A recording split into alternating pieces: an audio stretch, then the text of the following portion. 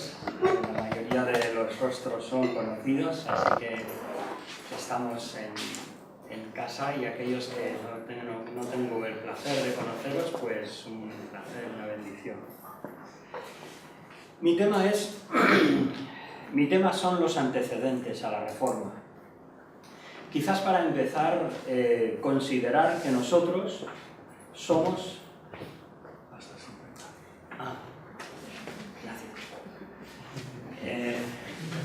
No, está bien, me ha expresado el tiempo. Pues introduciré el tema diciendo que nosotros como creyentes entendemos que Dios se ha revelado al hombre de diferentes maneras. Una de ellas es de un tipo general, abierto, amplio, que es a través de la historia. Es una revelación o una muestra de cómo Dios interviene en los asuntos humanos, que puede ser dada a especulación, pero claro, en el momento histórico que nos ocupa, lo que es la Reforma, pues tenemos unas guías bastante más claras. Pero de cualquier manera, la historia solo sería nada más que especulación si no tuviéramos la palabra del Señor. La palabra de Dios es la que el Espíritu Santo inspiró para que nosotros tuviéramos una guía firme, sólida, estable, donde poder recurrir y poder analizar el entorno que nos encontramos ahora o el que nos encontramos en el tiempo de la Reforma. Vamos entonces a lo que es el tiempo que antecedió a la Reforma. Tristemente pienso que como creyentes, aunque hoy en día debo confesar que a veces oigo un poco de confusión, pero yo crecí como joven, convirtiéndome al Señor, pues más o menos cuando tenía 15, 16 años, he oído términos de la Reforma como buenos y malos, y a veces veía a los reformadores como yo, y veía a los no reformadores pues totalmente lo opuesto, aunque a menudo no los conocía. La realidad no es así. La realidad es que antes de la Reforma, que es el tiempo que vamos a tratar, la característica común es una complejidad, donde no hay un bando bueno y otro de malos, sino que hay una institución, un cristianismo público, institucional, una jerarquía que realmente se ha desvirtuado, que no tiene ni capacidad ni tampoco la esencia de lo que es la palabra de Dios, y por lo tanto se ha degradado en todos sus aspectos. Pero una cosa es la iglesia institucional, la jerarquía, lo que es la estructura eclesiástica, y otra cosa son los creyentes en diversos lugares, donde algunos, evidentemente por obra e intervención de Dios, buscaron despertar a una realidad más auténtica y genuina de lo que era el cristianismo. Entonces, en un sentido, sí tenemos un polo opuesto, vamos a decir de malos, ¿no? Pero por otra parte, antes de la Reforma, lo que tenemos es la evidencia de que nosotros entendemos que nada bueno viene si no es por la obra del Espíritu Santo, por la obra de Dios mismo obrando en la sociedad. Y lo que vemos es que aún a finales del siglo XII empezamos a ver inquietudes en medio de esta Europa cristiana que no está de acuerdo con cómo la institución expresa el cristianismo, y entiende como si hubiese una dualidad de que por una parte está la Iglesia y por otra parte un poco tú puedes obrar de acuerdo a tu propia conciencia. De hecho es que en nuestro país Juan de Valdés y Pedro Ruiz de Alcaraz, 1524 en adelante, expresan frases como que cuando Pedro Ruiz de Alcaraz está preso por la Inquisición, él dice, no he dicho nada en contra de la Iglesia Católica. Esa frase, que también fue reproducida por Juan de Valdés después, que fue su discípulo durante un año, pero que tuvo gran influencia, Pedro Ruiz de Alcaraz sobre Juan de Valdés lo repetiría.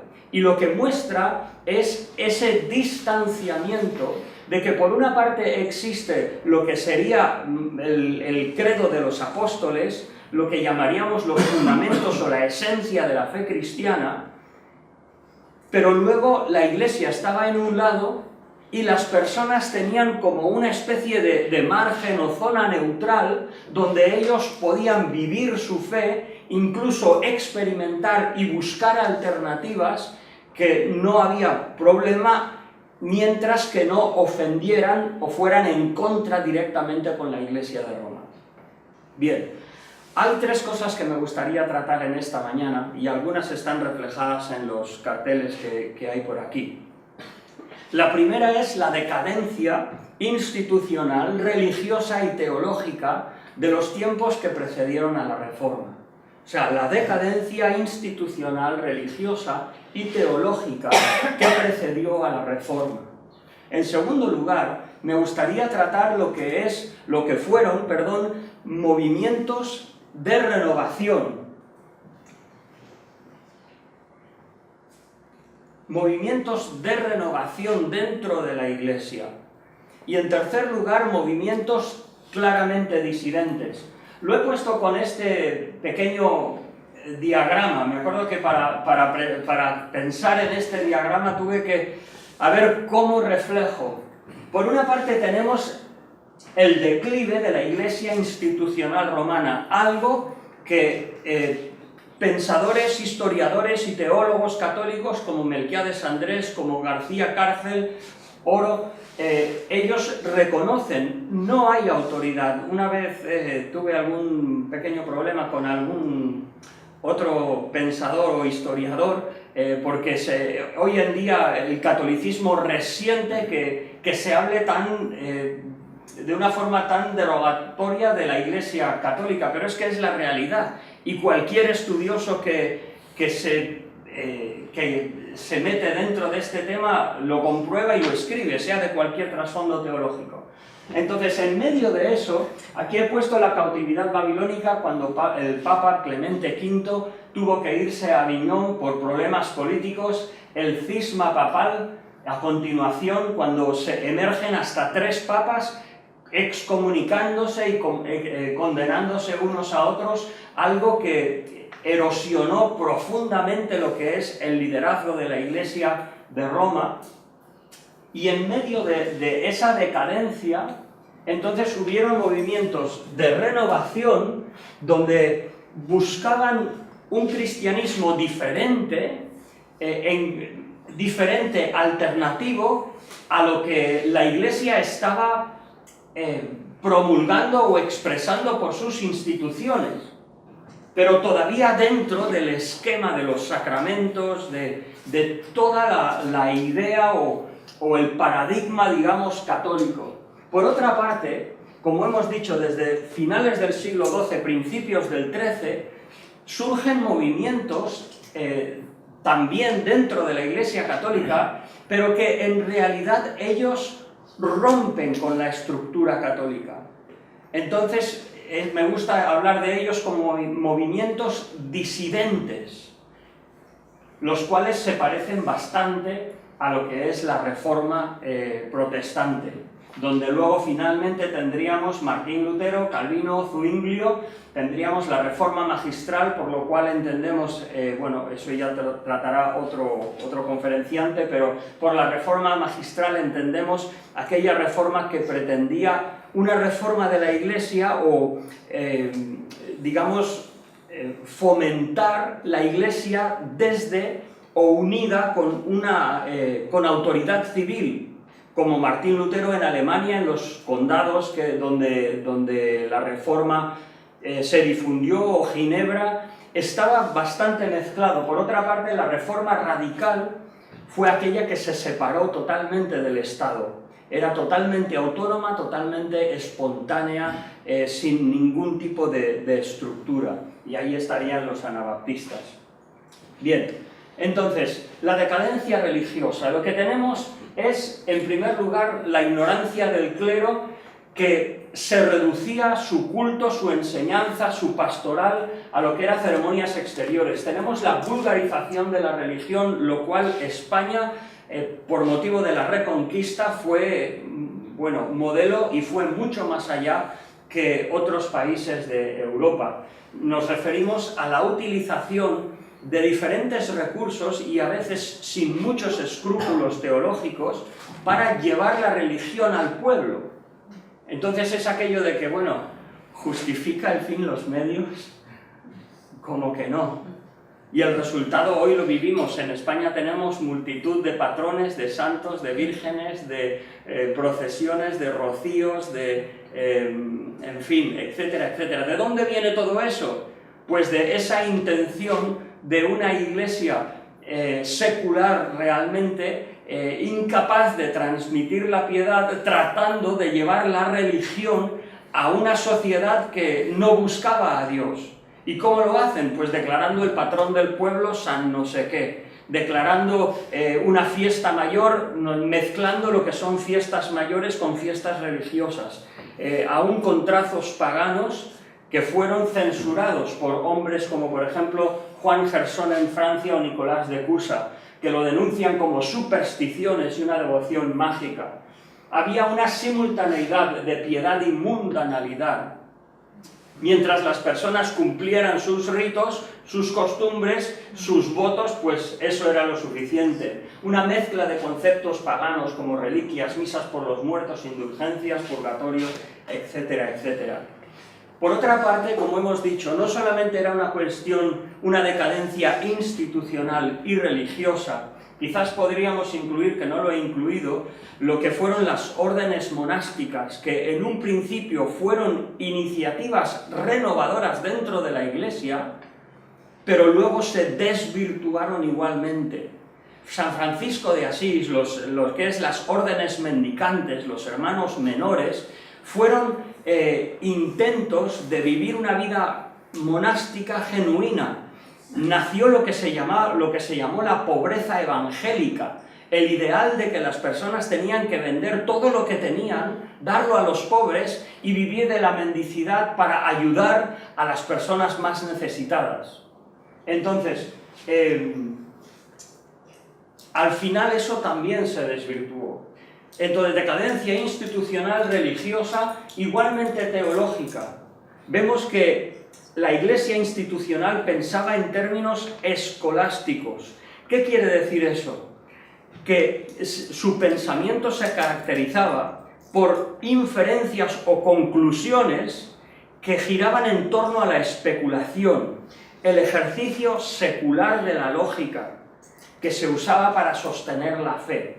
O sea, que incluso pensadores luego como Erasmo reaccionan contra eso, y por supuesto Juan de Valdés, como si tuviéramos que creer nuestra fe cristiana porque estaba apoyada por Aristóteles o por los filósofos clásicos, porque era algo razonable y lógico. Y entonces un estudiante de teología debería aprender pues lógica, filosofía, para aplicar eso y de una forma especulativa, pues pensar en Dios. Eso, por supuesto, lo que causó, pues que la teología era una propiedad de unos pocos y no llegaba en ninguna manera a promover ningún tipo de piedad. Frente a esto, ¿qué es lo que vemos? Bueno, en primer lugar, quisiera mencionar, bueno, aún dentro de ese pensamiento lógico, especulativo, escolástico, hubo una reacción que antecedió a Lutero cuando Guillermo de Ockham abrió lo que se llamó la vía moderna. Es una forma de pensar donde él se opone a la concordancia entre la razón y la fe. O sea, no tiene que ser lógico para que yo lo tenga que creer. No tienes que darme una prueba lógica para que yo deba de creer las Escrituras, simplemente porque lo dicen, lo creeré. El conocimiento de Dios para Occam era intuitivo e individual. El dogma no se podía demostrar con la razón. Occam abrió la puerta a tendencias más personales y místicas, y estamos hablando todavía de catolicismo, no nos hemos salido de ahí. Estos son iniciativas que surgen dentro de la Iglesia Católica que no están conformes con esa expresión institucional romana. La iluminación, según Guillermo de Occam, venía por ejercicios personales, directamente a través de la palabra, por la imitación de Cristo. Occam quita el valor intrínseco de las ceremonias y el conocimiento de Dios a través de dogmas establecidos y puso el énfasis en una piedad interna y personal. En España, por ejemplo, para referir a alguna nota española, a partir del siglo XIV tenemos hombres como Villacreces y Salazar. Villacreces, estos dos hombres son hombres que impulsan una renovación dentro de los monasterios franciscanos. Villacreces, por ejemplo, diría que más aprendió en su celda que a la luz de una candela. ¿Qué quiere decir eso? Pues que rechazando esta búsqueda de Dios a través de lo intelectual y lógico y filosófico, él buscaba un acercamiento a Dios más personal, íntimo, por sus propios ejercicios espirituales dentro de la celda. Estas son tendencias que nos acompañan a lo largo de toda la historia de la Iglesia, el buscar a Dios por las emociones o el buscar a Dios por una comprensión mental.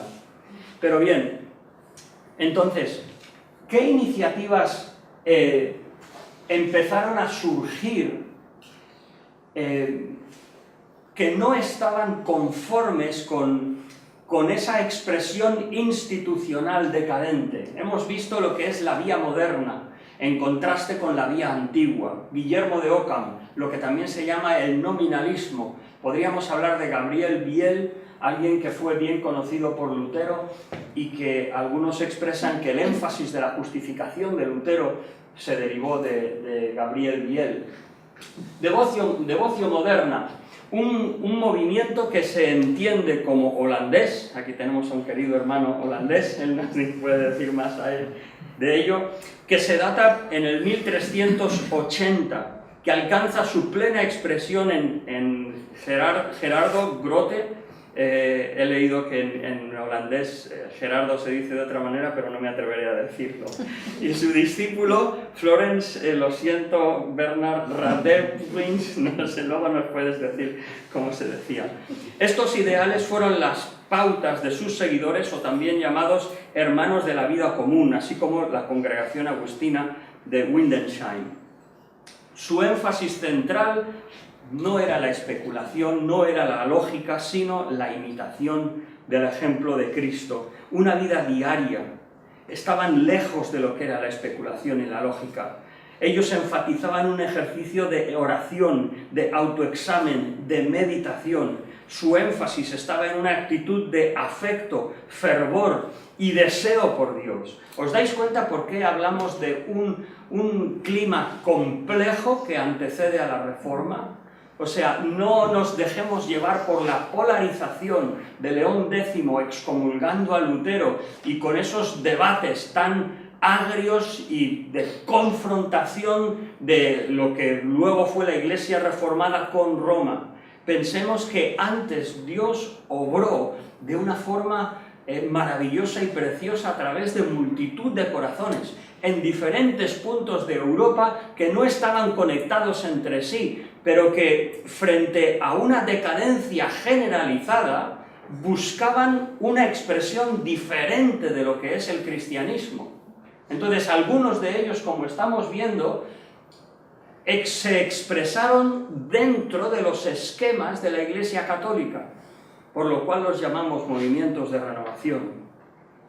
También, aparte de Gerard Grote, vino lo que es el humanismo, diríamos el humanismo cristiano en concreto. Un deseo, una búsqueda de la cultura, la filosofía griega, ante la pérdida de valores morales dentro de lo que era la institución religiosa católica, hubieron personas que por sus estudios redescubrieron filósofos, aunque esto vendría de antes del siglo XV, pero redescubrieron filósofos como Séneca, como Petrarca. España en el siglo XIII y XIV, Séneca era favorito. ¿Por qué? Porque eran personas que vivieron honestamente y con ciertos valores, a diferencia de la ambición del poder temporal que existía en la Iglesia de entonces. Entonces, este humanismo cristiano, personas en universidades, en cortes reales, posiciones eclesiásticas algunos, entregados a la filosofía clásica antigua, pensando que a través del estudio, a través de la cultura, a través de esos clásicos de filosofía podrían cambiar el corazón. Incluso la gramática y el latín adquirieron casi una dimensión moral. La elocuencia y la poesía se entendía como un instrumento para mover los afectos y cambiar al corazón. ¿Qué es lo que desembocó eso? Entre otras cosas, 1516, Erasmo de Rotterdam, editando o publicando el Nuevo Testamento en griego. Antes de eso, en Alcalá de Henares, tenemos Cardenal Cisneros, que curiosamente un hombre promotor de las reformas dentro de la piedad franciscana, una persona austera, persona rigurosa y estricta, pero que fomenta esta nueva forma de entender la piedad. Y él además tiene ese interés y acoge ese interés en la Universidad de Alcalá de Henares por la traducción de textos bíblicos, promoviendo la famosa Hexapla de Alcalá de Henares, una Biblia con diferentes columnas, poniendo hebreo, griego, castellano, latín, etc. Bien, vamos a ir a los disidentes. Erasmo de Rotterdam, alguien que ejerce en España una influencia desde 1516, que se traduce en pequeños escritos como el Sermón del Niño Jesús, hasta 1526, que se traduce el Enquiridión o el Manual del Caballero Cristiano, o otras obras que se traducen de él, finalmente algunos coloquios, etcétera, etcétera. Pero bueno, todos esos movimientos, Grote, Erasmo, humanismo, están todavía dentro de lo que son los esquemas católicos. Sin embargo, por ejemplo, tenemos Pedro de Baldo, 1140-1205.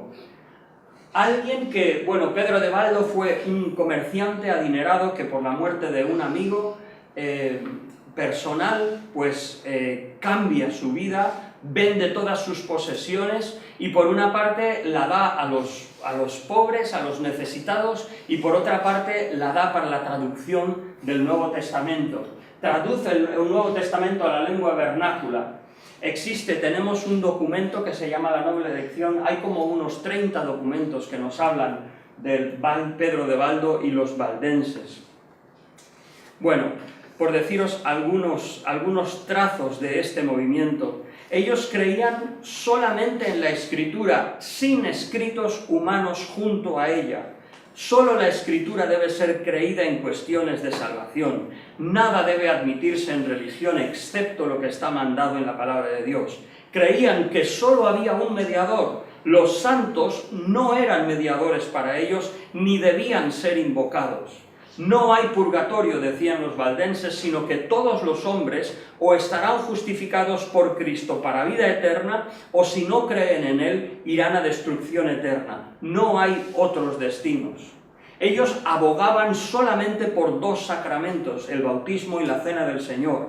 Decían que las misas celebradas por los muertos eran impías y debían ser abrogadas. Decían que todas las tradiciones humanas habían de ser rechazadas o como mínimo no podían ser estimadas como necesarias para la salvación. Decían también, estaban en contra de la supremacía del Papa sobre todas las iglesias y sobre todo en contra de la usurpación por el Papa del poder de los gobiernos temporales. Ellos decían que la cena del Señor debía constar de los dos elementos, el pan y el vino. Decían que la Iglesia de Roma era la misma Babilonia que se refiere a Apocalipsis, y el Papa era la fuente de todos los errores y el mismo anticristo. Rechazaban los perdones e indulgencias papales y abogaban por el casamiento de los sacerdotes, que calificaban como piadoso y necesario para la Iglesia. Y dices, ¡wow! ¿No? Parece que estamos leyendo lo que dice Lutero. Bien, los valdenses se incorporan a la Reforma, 1532, año en que formulan una confesión de fe que fue aceptable a los reformadores de Génova. Otro personaje es Juan Wycliffe, alguien que también adoptó la supremacía de las Escrituras para la fe y práctica. Juan Wycliffe, su énfasis en realidad era su definición de lo que era la Iglesia. Él comenzó hablando de que el poder debía estar en manos de aquellos corazones que eran piadosos, y personas que no tenían un testimonio de moralidad o de fe cristiana no debían sustentar ningún tipo de poder.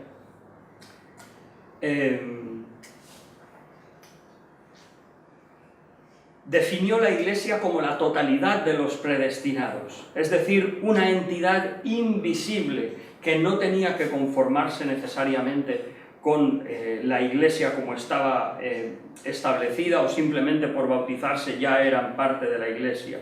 Quien no esté en, entre comillas, cuerpo de Cristo, no es salvo. Esto es importante porque tenemos en España, por ejemplo, Alonso de Cartagena, que habla, 1449, habla acerca del cuerpo, o sea, el cuerpo místico de la Iglesia, o por ejemplo Wycliffe, que habla sobre el cuerpo de Cristo, y no tenemos que esperar, como algunos estudiosos como Marcel Batallón dice, que tenemos que esperar a Erasmo para tener ese concepto del cuerpo espiritual de la Iglesia, y no, digamos, la Iglesia, como lo llama la Iglesia Católica, militante y visible, palpable por aquellos que se han bautizado y se han introducido en la Iglesia. Esas ideas vienen de antes. Bien, no voy a extenderme más y voy a ir a una conclusión y terminaremos. Bueno, decir que Juan Wycliffe, como hemos dicho, define la Iglesia, diferencia la Iglesia espiritual de la institucional, niega la transubstanciación, vindica la Iglesia primitiva como modelo en contra de las innovaciones de doctores modernos, de su tiempo, claro. Murió, pero luego en el concilio de Constanza, y luego en 1415 sacaron sus huesos para quemarlos. Bien, los loyardos, que fueron sus seguidores, y las enseñanzas de Juan Wycliffe, que a través de Jerónimo de Praga alcanzaron a lo que era Bohemia, fueron acogidas, fueron promulgadas por Juan Hus, y tuvo lugar antes de la Reforma, lo que fue en la zona de la República Checa, todo el movimiento reformador, que luego, por supuesto, se vincularía también a la Reforma, aunque todavía hoy en día continúa lo que es la Iglesia husita. Yo he tenido una supervisora husita, una mujer bastante docta y reconocida en su ámbito. Bien, voy a terminar con una conclusión y dejo a lo mejor 2, 3 o 5 minutos para preguntas. Lo que vemos en estos movimientos, lo vemos a través de la palabra de Dios.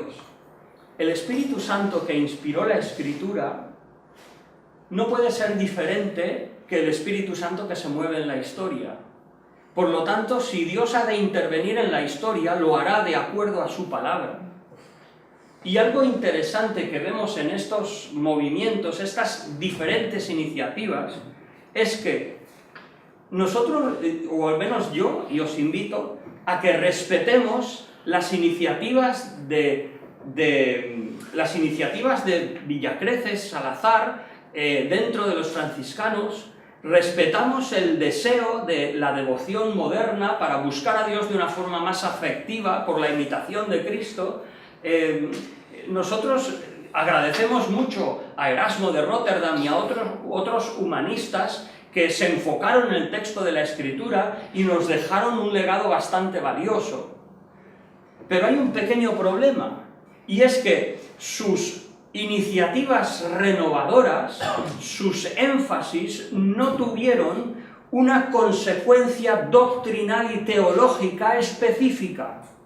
Lo que después en la Reforma encontramos como los famosos 5 solas, declaraciones solemnes no negociables de lo que consiste la esencia de la fe cristiana. Como no se formuló, esos documentos tuvieron su auge y luego desaparecieron. Sin embargo, aquellos otros, como Pedro de Baldo, los valdenses, o como Juan Wycliffe, Juan Hus, tenían una propuesta teológica, una convicción de las enseñanzas que ellos entendían de acuerdo a la Escritura, y eso defendían. Entonces, ¿por qué digo esto?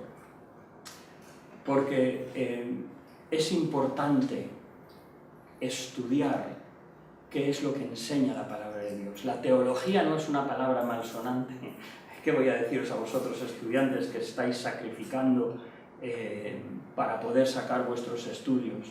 Pero que sea esto una palabra de apoyo, porque solamente un énfasis afectivo, solamente un fervor, si no tiene la consistencia de una convicción bíblica que lo respalde, lo sostenga y le dé su distinción, se puede diluir muy fácilmente. Entonces, que el Señor nos ayude y que podamos ver con claridad qué se conforma y qué no se conforma a la Escritura. Amén.